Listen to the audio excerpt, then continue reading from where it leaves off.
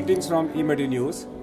In our show, Chat with Dr. KK, today we are going to be in conversation with Dr. Ashwin B. Mehta, an interventional cardiologist of international repute, who is Director of Cardiology at Jaslok Hospital and Research Center in Mumbai.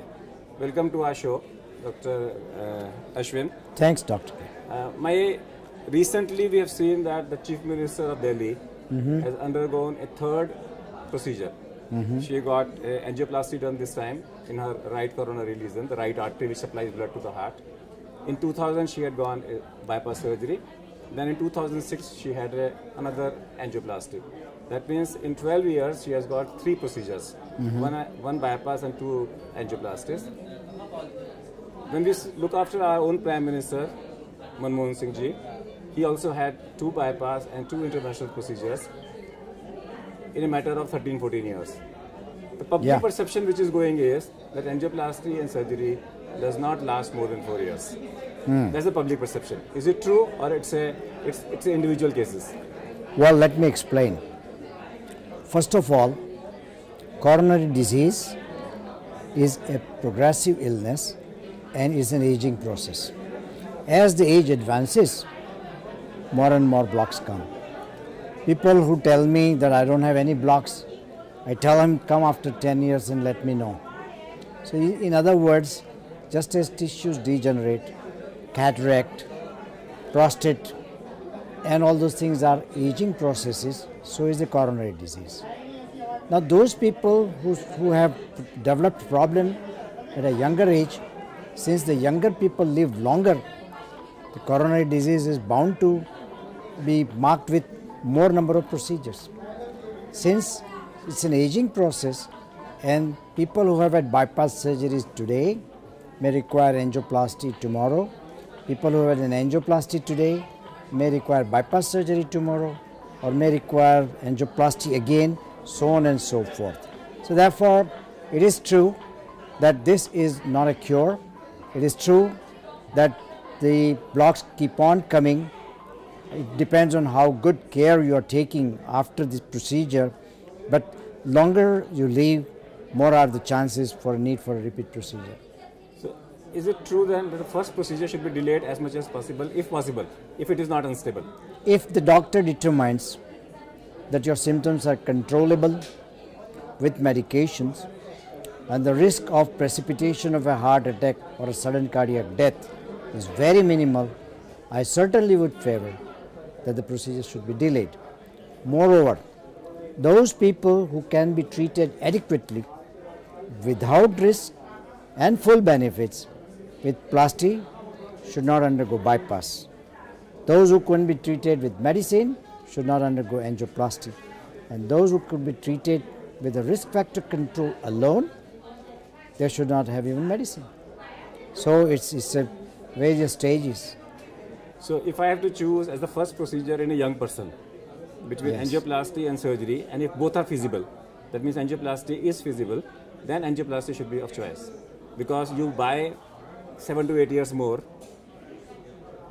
One wants to reserve the bypass surgery for compelling reasons to come in future, especially for a young man. If a man is 75, I know that probably one bypass surgery will be there in his lifetime. But if the man is young in 30s or 40s, then he is going to live for another 30 years, and maybe a time may come when angioplasty may not be feasible for him because the blocks are very complex and not suitable for plasty, and it would be a second bypass surgery. Under such circumstances, I want to keep the chest virgin, unexplored, so that he has less bypass surgeries in his life. When our Prime Minister got a redo surgery, the perception went to the people who are that there are very few surgeons in the country who can do redo surgery. Is it again a myth, or? Well, I think Indian surgeons in general are very good, and practically many major hospitals in the country have very accomplished surgeons. So it is not very true that it is the art restricted to the few selected celebrities. Obviously, there cannot be many Tendulkars or many Gautam Gambhir, but the treatment is possible And the art of surgery can be accomplished by an average hardworking surgeon. Again, when there is a misconception, a perception amongst the people's mind that redo surgery is only once. Is it possible to do it third time or the fourth time? Well, first of all, when there is a redo surgery, it takes much longer time to take. It is less adequate than the first surgery because the disease process has advanced already over pre-existing previous grafts. And it is a little more complex with a higher complication rates. So the redo surgery is generally not preferred if angioplasty is applicable. However, I have known a reported case who has undergone 4 bypass surgeries and 14 stents. 1-4. Yes. Single patient, 4 bypass surgery and 14 stents. And he is still symptomatic, but he has decided not to undergo any procedure anymore. We have a recent media report which talks about a person who has got 43 stents. Yes. He underwent 43rd stent last week. So is there any limit to the number of stents? Well, in general, I think more number of stents, more are the complications, in this kind of astronomical figures of stenting should be reserved, wherein any other procedures including surgery or medical therapy alone is likely to result in inferior quality results, and or there is a major contraindication to surgery. Otherwise, it has been seen that people who have diabetes and multivessel disease, or people who have thin attenuated arteries, long and complicated blocks, are the option of surgery is better. People talk about that जाके मैंने stent लगवा लिया. They don't understand that stenting is a complex procedure. Even simple stenting is a complex procedure. It requires a pre-stenting dilatation, it requires a proper stenting, and then it requires a post-stenting, either dilatation or high pressure dilatation. Is that a routine in every hospital, or just people go and put in a stent and come out? Well, in my center, we have an extremely high safety record, and I'm quite sure many other centers have the similar figures to quote. Stenting is very attractive procedure because it's done in a fully conscious state. There is no cut, no wound, no anesthesia. The recovery is very fast because morbidity is very little. So stenting has emerged as a very suitable option in vast majority of the cases, and indications are expanding, requiring less and less number of patients case to be treated surgically. So stenting is an attractive option. So when a person has to undergo a major surgery, yes. say for example a patient requires a stenting and a pacemaker both, okay, which one to be done first? Well, if the pacemaker and stenting both are required, then I'll place the stenting later and the pacing first, because once I do a stenting, I have to put them on blood thinners, and that will interfere with the surgical procedure of any kind.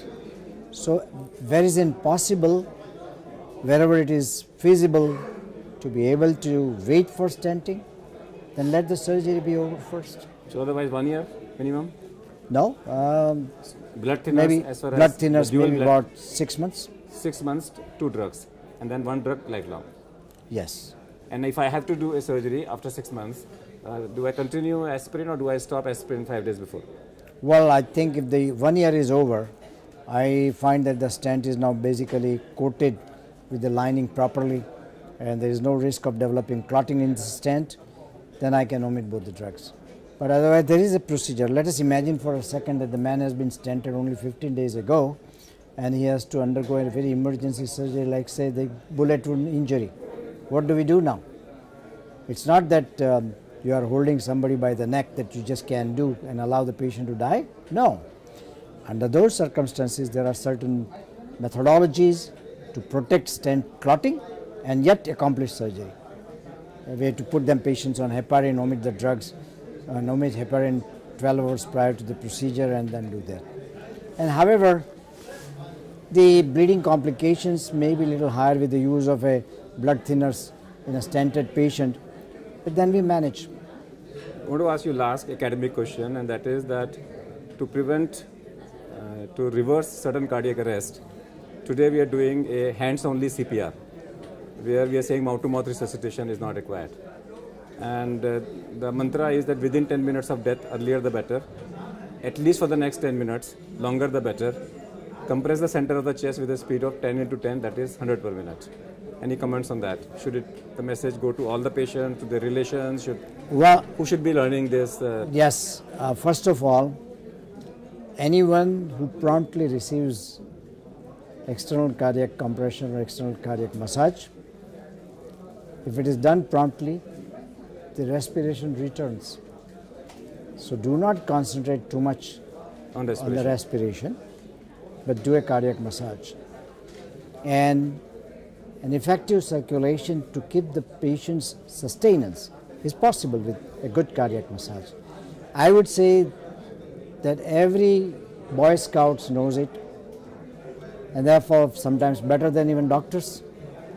And I think every personnel who's connected with the hospital, every person in the family who has a patient with a previous heart problem should be taught how to do a cardiac resuscitation.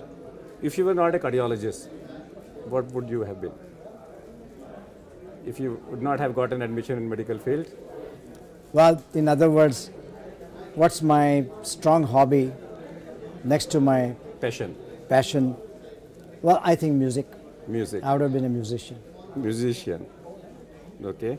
If you are made a health minister of the country for a day, what changes you will bring in the field of cardiology? Well, I think the priorities are not well defined in our country. If I'm a cardiologist, I have a narrow vision of cardiac problems only. Hundreds of people are dying with malnutrition. Hundreds of kids are going hungry at beds. People suffering from infection in the rural areas, in poverty district areas, and people suffering from communicable diseases, and all those things will be my first priority. Thank you. We hope that if Dr. A.B. Mehta was not a cardiologist, he would have been competing with the top musicians of the country. With this, we end our show, and we thank you, all our listeners, and Dr. Mehta for coming to our show. Thank you. My pleasure. We'll come back with one more subject later.